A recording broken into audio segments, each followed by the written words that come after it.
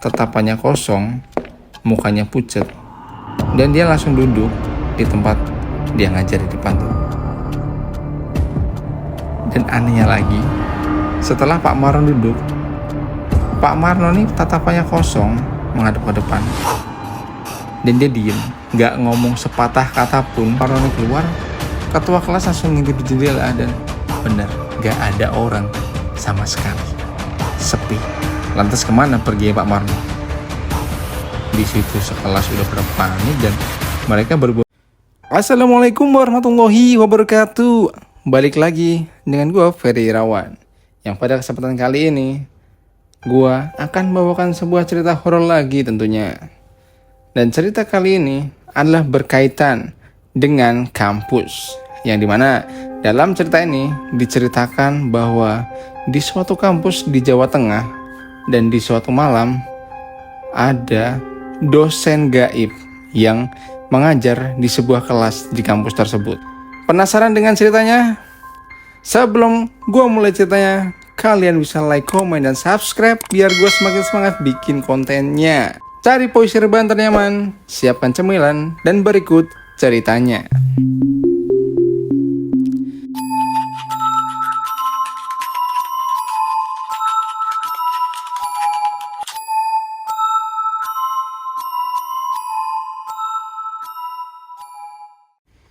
Sebut saja namanya Alivia. Jadi Alivia adalah asli Jawa Tengah. Dimana Alivia ini dia kuliah di sebuah kampus di Jawa Tengah. Jadi awal ceritanya si Alivia ini baru lulus SMA. Nah, karena dia punya bapak, ini pengen ya si Alivia nih pendidikannya yang tinggi lah. Nah, singkat cerita, Alivia ikut bapaknya merantau, tapi nggak jauh nih, masih di sebuah kota di Jawa Tengah. Nah, pada awalnya si Alivia ini dia kuliah ambil reguler, ya reguler dari pagi. Jadi ya sore itu si Alivia udah balik. Dan ya selama 5 semester berjalan nggak ada yang aneh dari kampus tersebut. Ya fine-fine aja lah. Hingga pada akhirnya di semester ke-6 si Alivia mendapat tawaran pekerjaan, ya kayak sampingan gitulah. Jadi dia dapat kerjaan yang mengharuskan si Alivia ini dia ikut kelas malam atau kelas sore lah. Nah mulai di situ si Alivia mengubah jadwalnya dan ya mulai semester 6 si Alivia kuliah itu kelas malam. Jadi si Alivia nih punya banyak temen ya di kampus saya. Cuman ada beberapa temen yang lumayan deket. Sebut saja namanya Mbak Susi. Dan ada juga Haikal dan Anwar. Jadi ceritanya pada suatu hari mereka nih lagi ngumpul nih di kantin. Nah, cuman di situ si Alivia tuh lagi chattingan sama dosen karena mau komunikasi masalah tugas. Nah mereka ngumpul di kantin. Nah si Haikal sama Anwar ini ngobrol tuh kayak asik banget, kayak seasik itulah. Nah cuman di sini si Alivia tuh nggak terlalu ngedengerin. Cuman sepintas si Alivia tuh tahu kalau si Anwar sama si Haikal ini dia tuh ngobrolin tentang hal mistis yang ada di kampus tersebut. Di situ si Alivia kayak ya setengah nggak percaya karena sejauh si Alivia kuliah di situ nggak pernah ada hal mistis dan ya dia nggak pernah dengar juga ada cerita-cerita mistis. Tapi ya setelah dipikir-pikir karena emang si Alivia ini kuliah reguler berangkat pagi pulang sore, jadi ya wajar kalau dia nggak menemukan hal mistis di kampus tersebut.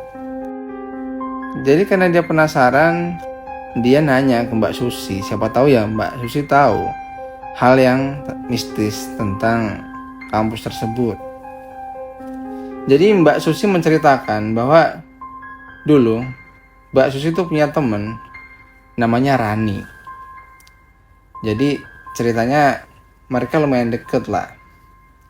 Dan mereka dulunya satu kelas. Nah, suatu hari pas pelajaran nih, si Rani dia tiba-tiba kebelet pengen kencing. Nah, singkat cerita, si Rani kencing ke toilet. Buat kalian yang belum tahu, toilet ini tempatnya tuh di ujung lorong di gedung tersebut. Nah, dan si Rani ini dia kuliah di gedung C lantai 4. Singkat cerita, dia jalan menuju toilet, dan dia masuk lutah dia ke toilet. Seperti biasalah, sewajarnya orang ke toilet ya dia melakukan buang air kecil. Dan anehnya, kan kalau kalian lihat toilet tuh di bawahnya ada rongganya, kayak cuman disekat pakai partisi kayak triplek gitulah, antara kamar samping dan toilet sampingnya lah. Di situ si Rani ngelihat ada orang jalan di depan kamar mandinya. Cuman pintu di depan toilet itu nggak terbuka. Nah, di situ si Rani rada mikir nih. Soalnya normalnya kalau orang dari luar toilet itu pasti dia buka pintu dulu. Cuman di situ pintunya tuh nggak ada suara. Dan suara jejak kaki itu ngelewatin kamar mandinya si Rani dan masuk di bilik samping kanannya si Rani. Di situ si Rani ya nggak pikir apa-apa, kayak ya udahlah, positive thinking aja, dan dia melakukan aktivitasnya lah. Nah, di situ singkat cerita si Rani udah kelar ini ya, buang air kecilnya. Nah, ketika dia mau buka pintu, tiba-tiba pintunya kekunci. Padahal pintu ini dikunci dari dalam. Cuman ketika si Rani mau buka kuncinya, itu bener-bener gak bisa. Dan dia paksa lah, pokoknya pintu itu nggak bisa dibuka. Di situ si Rani masih tenang dan mencoba nggak panik. Dia coba pelan-pelan lagi, nggak bisa. Nah, samar-samar dari ujung matanya bagian kanan di pojok belakangnya itu seperti ada sosok wanita, rambut panjang dan bajunya putih. Di situ si Rani udah mulai panik nih. Nah, lama-kelamaan sosok itu mendekat. Dan pintu toilet yang diusahain si Rani buat kebuka itu nggak kunjung kebuka. Di situ Rani udah mulai panik dan dia teriak lah itu kan, minta tolong sama siapa tahu ada orang di luar toilet tersebut. Jadi kalian bisa bayangin lah, di mana toilet tempatnya di ujung, dan ya si Rani ini kalaupun teriak, dia harus melewati dua pintu toiletnya. Dan ada pintunya lagi di pintu masuk toilet. Nah, di situ kan suaranya rada gak kedengeran. Untungnya saat itu ada si Parto yang masuk ke toilet. Jadi model toiletnya nih masuk, nih pintu utama. Nah, baru tuh disekat ada kiri kanan buat laki-laki dan perempuan. Nah, sembari si Rani membuka pintunya, jadi pintu tuh didobrak-dobrak, dicongkel-congkel lah intinya sama si Rani. Sosok di belakangnya itu nggak kunjung hilang dan semakin mendekat hingga di belakang kepalanya si Rani. Di situ si Rani dia udah panik banget dan dia nyoba baca bacaan apapun lah yang dia bisa.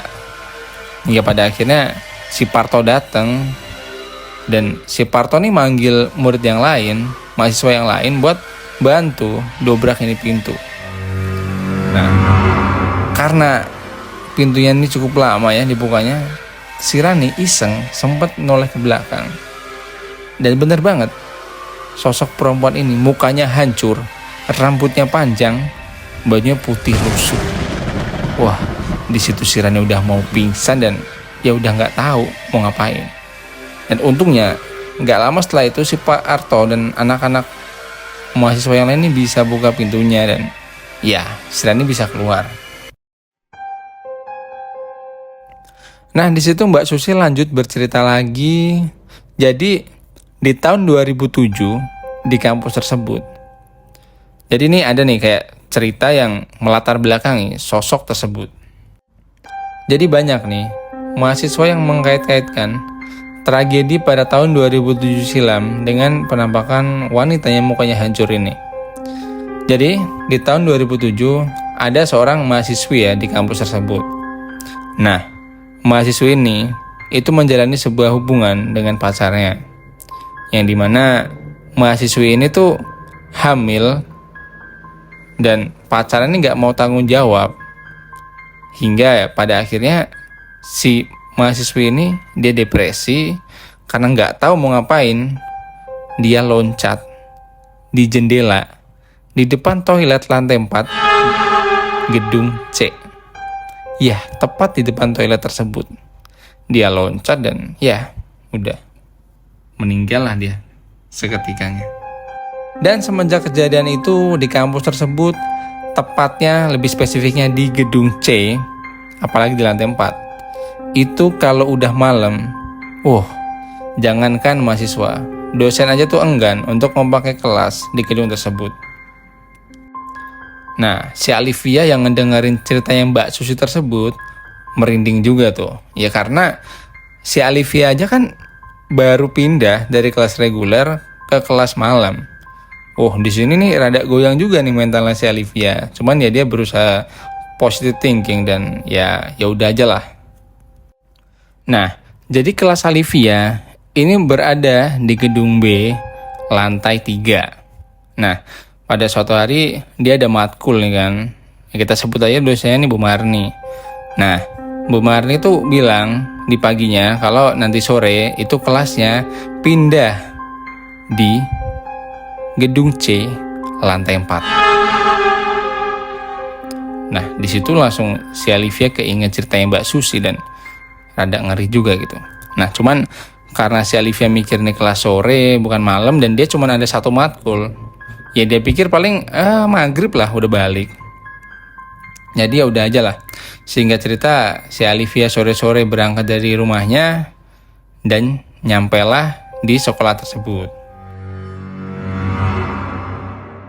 Nah, jadi sebelum itu di kampus ini tuh ada 3 gedung, A, B, dan C. Nah, gedung yang paling sering dipakai itu gedung A dan B. Sedangkan gedung C yang dipakai itu cuman lantai bawah. Lantai atas tuh juga dipakai, cuman kayak kalau jarang banget lah. Kalau udah kepepet baru pakai lantai yang di atasnya. Jadi ya kalian bisa bayangin, akses dari gerbang menuju gedung C itu tuh lorongnya tuh gelap. Karena gedung C ini adanya tuh di paling belakang gedung sekolah, gedung kampus maksudnya. Jadi gerbang gedung A, gedung B, nah gedung C ini di paling belakang dan harus ngelewatin lorong yang karena gedung tersebut jarang ditempatin ya lorongnya gelap. Di situ sebenarnya si Alivia tuh setengah merinding ya, dan ya akhirnya dia jalan aja dan dia tuh nggak mau ngelihat kiri kanan lah, dia fokus aja ngeliat ke depan. Walaupun di sini tuh si Alivia tuh ngerasa banget kalau seperti ada yang merhatiin dia. Nah, cuman di sini si Alivia tuh nggak mau berpikir aneh-aneh lah. Dia fokus lihat ke depan, ya buat menuju liftnya. Singkat cerita, si Alivia nyampe di lift dan dia naik di lantai 4. Dan ketika pintu liftnya kebuka, ya sepi dan gelap. Di situ si Alivia udah mulai kayak, kok bisa gelap? Katanya ada kelas. Nah, si Alivia mikir, ya mungkin belum ada orang kali emang. Nah, karena pintu liftnya ada yang di pinggir dan kelasnya ada yang di ujung, berarti Alivia harus melewati lorong dong buat nyampe di kelasnya. Nah, sepanjang lorong itu tuh gelap dan ya bener-bener gak ada mahasiswa. Nah, jadi kayaknya cuma kelasnya dia doang nih ada pelajaran. Ya, tanpa pikir panjang, dia jalan lah. Dia memberanikan diri. Di jalan kan. Nah, ketika dia masuk kelas, alangkah kagetnya bahwa kelas tersebut tuh beneran kosong dan gelap. Sehingga cerita, si Alivia nelpon Mbak Susi kan. Dan alangkah kagetnya lagi, bahwa Mbak Susi bilang, kalau kelasnya itu di gedung B lantai 2. Nah, jadi di situ Mbak Susi tuh ngasih tahu ke si Alivia bahwa ya tadi tuh emang ada pengumuman lagi di grup. Dan bener, ketika dicek si Alivia, bener ternyata di grup barusan lagi itu Bu Marni ngasih tahu kalau kelasnya tuh nggak jadi di gedung C, tapi di gedung B lantai 2. Langsung lah itu. Di situ pikirannya si Alivia nggak karuan. Nah, cuman di situ si Alivia udahlah, dia nggak mau mikir apa-apa, dia pengen cepat keluar dari gedung tersebut dan masuk ke kelasnya. Dia keluar dari pintu kelasnya, dan kalian tahu, di ujung di depan lift, dia ngelihat sosok perempuan memakai baju putih lusuh, mukanya hancur. Sontak di situ si Alivia udah hancur, pikirannya udah nggak karu-karuan, dan dia ingat cerita yang diceritain Mbak Susi. Dan TKP-nya sama banget di lantai 4 gedung C. Anjir, di situ pikiran si Alivia udah karu-karuan. Akhirnya, karena sosok tersebut ada yang di dekat lift, si Alivia jalan menuju tangga dan dengan tergesa-gesa lah. Akhirnya si Alivia jalan dan sosok ini ternyata ngikutin si Alivia. Cuman kakinya tuh nggak napak, jadi kayak terbang gitu. Di situ si Alivia udah baca-baca apa dalam hati. Dia jalan kayak setengah cepat gitu, dan sosok ini masih ngejar si Olivia. Bukan ngejar sih, lebih ke ngikutin sih. Ngikutin. Bahkan sosok ini tuh kayak lebih cepat daripada si Alivia. Si Alivia lari. Dia turun tangga, lewati lantai 3, lantai 2, hingga pada akhirnya dia berhasil keluar gedung tersebut. Nah, dia ketika udah keluar gedung, dia ngeliat ke belakang, dan sosok ini udah nggak ada. Nah, lega lah di situ si Alivia. Nah, singkat cerita, si Alivia langsung jalan lewat lorong tadi juga ke gedung B lantai 2, dan ya nggak lama ketika dia jalan dan sampai di lantai 2, benar tuh di depan kelasnya banyak tuh mahasiswa yang di kelasnya. Yang gak lama juga datang juga tuh si Bu Marni tuh. Sesampainya di kelas, si Alif ini langsung lah nyertain yang dia alamin barusan ke Mbak Susi. Ya, dan di situ Mbak Susi udah nggak kaget lah. Kayak, ya sabar lah, kamu mungkin lagi apes. Mungkin dia pengen kenalan sama kamu. Kenalan sih, kenalan. Cuman kayak gitu juga lah. Nah, singkat cerita, waktu berjalan lah itu kan. Dia kuliah seperti biasa. 3 bulan berselang setelah kejadian tersebut. Nah, kali ini dosen matkul yang di kelasnya Alivia nih namanya Pak Marno. Dan kelasnya Pak Marno ini jam 4 sore. Jadi ya jam setengah 4 nih anak-anak udah pada di kelas dan udah standby lah buat belajar. Nah, jam 4 kurang seperempat Pak Marno ngechat lewat grup kelas bahwa dia ada seminar dadakan. Jadi dia ada ngisi seminar dadakan dan kelas diundur hingga nanti maghrib. Ya, di situ tentunya mahasiswa protes lah dan kayak keberatan lah karena ada yang rumahnya jauh. Dan jadi nggak mungkin yang rumahnya jauh mau pulang dulu. Ya akhirnya mereka semua sepakat lah buat nunggu di kelas. Oh iya, gue lupa nyampein. Jadi karena matkulnya Pak Marno nih ada harus pakai proyektor, dan di kelasnya si Alivia di gedung B lantai 2 nih nggak ada yang punya proyektor. Nah, jadi kelas yang punya proyektor itu cuman kelas di lantai 4 gedung C. Ya, gedung yang ada sosok tadi nih. Nah, jadi mereka tuh sebenarnya udah setengah parno ketika jam 4 nyampe sono. Nah, sekarang ditambah kata dosennya malah diundur lagi jam kelasnya. Singkat cerita, jam 6 sore lah ya. Nah, di situ jam udah menunjukkan jam 6 sore dan Pak Marno nih dihubungin, nggak kunjung datang dan nggak ngebalas chat di grup. Jadi ini nggak ada kepastian gitu loh. Ya, singkat cerita, Alivia dan teman-temannya masih setia menunggu di kelas sambil ya siapa tahu dibalas lah chatnya kan. Nggak lama berselang, tiba-tiba Pak Marno nih masuk di kelas. Cuman ada sesuatu yang aneh dari Pak Marno. Jadi Pak Marno tuh masuk kelas, tatapannya kosong, mukanya pucat, dan dia langsung duduk di tempat dia ngajar di depan tuh.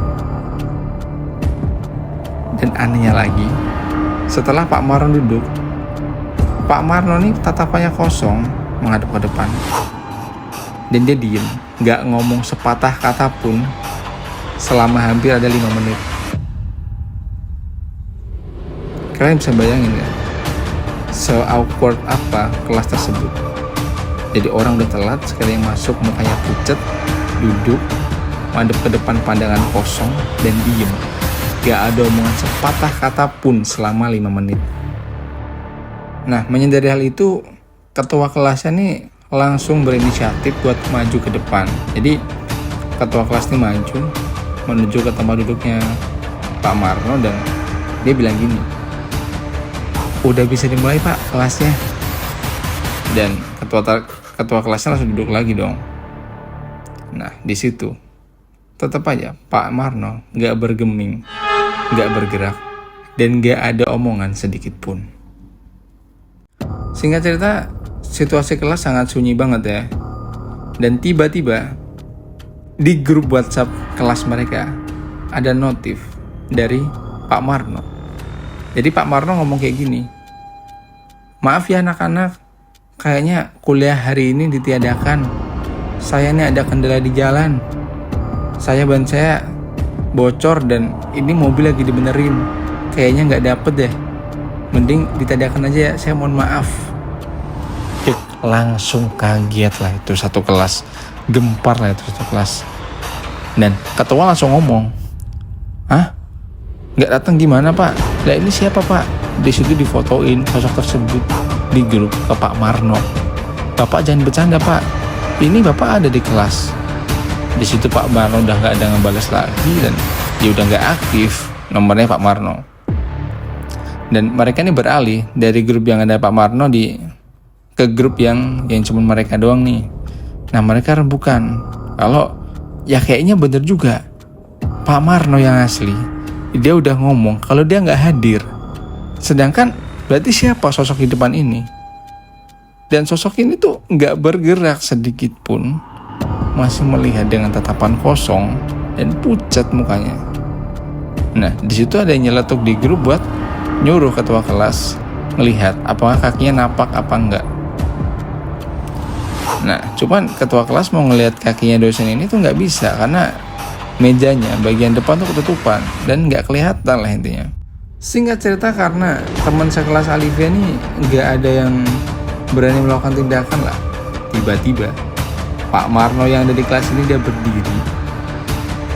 Dia ngelihat ke sekeliling kelas dengan tatapan kosong. Dan kemudian dia keluar meninggalkan kelas.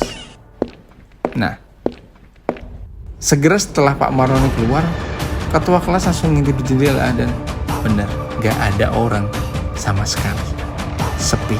Lantas kemana pergi Pak Marno? Di situ sekelas udah berpanik dan mereka berbondong-bondong lari. Ya pokoknya sesegera mungkin ninggalin kelas tersebut lah. Singkat cerita, selesailah hari tersebut dan di minggu ke depannya ketemu lagi kan sama kelas Pak Marno. Nah, ketua kelas ini ngomong ke Pak Marno, "Pak, yang minggu kemarin tuh Bapak kemana Pak? Bapak hadir kan itu? Cuman kenapa Bapak diem?" Enggak Mas, itu saya lagi kebocoran ban. Saya mau datang lagi udah gak sempet kayaknya, jadi kan makanya kemarin saya tiadakan. Loh enggak Pak, itu yang saya kirim foto di grup Pak. Itu siapa itu Pak? Nah, karena Pak Marno udah diserang, udah dicecer lah kan sama mahasiswa ini. Di situ akhirnya Pak Marno membeberkan sebuah fakta yang pasti bikin kalian tercengang. Jadi di hari itu, di jam 4:04, sebenarnya Pak Marno udah datang di kampus tersebut. Dan dia tuh udah jalan menuju ke kelasnya, yaitu di gedung C, lantai 4. Namun, ketika dari gedung B ke gedung C, di lorong yang si Alivia merinding tadi, di situ ketika jalan, Pak Marno tuh ada sosok yang manggil Pak Marno. Dan ketika dilihat kanan kiri depan belakang nggak ada siapa-siapa. Di situ Pak Marno nyuekin, dia jalan terus. Dan sama, dipanggil lagi dan dilihat lagi dan nggak ada lagi. Hingga di panggilan ketiga, alangkah kagetnya, ada sosok perempuan, rambutnya panjang, mukanya hancur, bajunya lusuh, ada di belakang tepat persis, hanya berjarak 1 meter dengan Pak Marno. Di situ Pak Marno udah gak pikir panjang, dia langsung lari sejadi-jadinya dan balik. Ya hingga di jam 6 Pak Marno nih baru ngabarin murid-muridnya kalau kuliah ditiadakan. Di situ sontak satu kelas nih ceming, diem, dan masih nggak nyangka lah melihat sesuatu apa yang mereka barusan alami. Itu gokil banget sih, asli. Jadi di POV dosennya dia dicegat wanita tersebut. Nah, di POV muridnya ada sosok yang menyerupai Pak Marno masuk ke kelasnya. Yang jadi pertanyaan, siapakah sosok yang menyerupai Pak Marno tersebut? Jadi gimana menurut kalian ceritanya? Gua nih nyeritain aja, sepanjang gua cerita, gua merinding banget. Asli, ini gokil banget dan penuh dengan plot twist sih. Ya, buat kalian jangan lupa like, komen, dan subscribe biar gue semakin semangat bikin kontennya. Ya, jadi sekian cerita yang bisa gue sampein. Gue Ferry Rawan dan see you the next content. Wassalamualaikum warahmatullahi wabarakatuh.